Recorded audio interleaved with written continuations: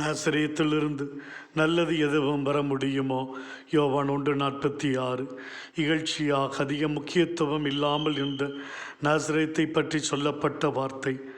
ஆனால் இறை வார்த்தையில் நாசரேத்து இயேசு எப்படிப்பட்ட முக்கிய இடத்தை பிடித்திருக்கிறது.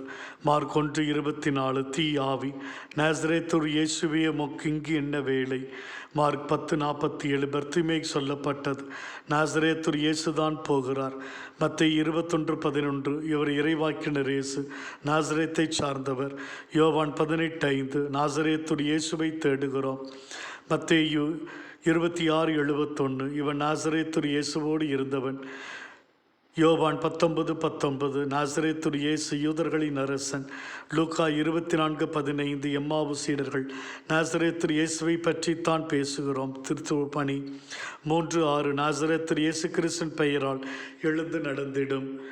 எங்கு ஒரு இகழ்ச்சி புறக்கணிக்கும் இருக்கிறதோ அங்கே ஆண்டவரே எமது மகிமை என்பித்து காட்டுகிறீர். எங்கள் வாழ்விலும் எங்களின் வறுமை, கல்வி அறிவு இல்லாமை, அழகு இல்லாமை, நோயில், வயது மூப்பில், வேலை இல்லாமை, குழந்தை பேர் இல்லாமை, திருமண தடைகள் இவற்றில் ஒதுக்கப்படுகிறோம். இழிவை, இகழ்ச்சியை நாங்கள் சந்திக்கிறோம். தெய்வமே, எங்களின் நிலையை நன்கு அறிந்திருக்கிறீர். ஏற்ற நேரத்தில் எங்களுக்கு உதவிகரமாக இருந்து எங்களை காத்தருளும் சுவாமி. ஆமேன்.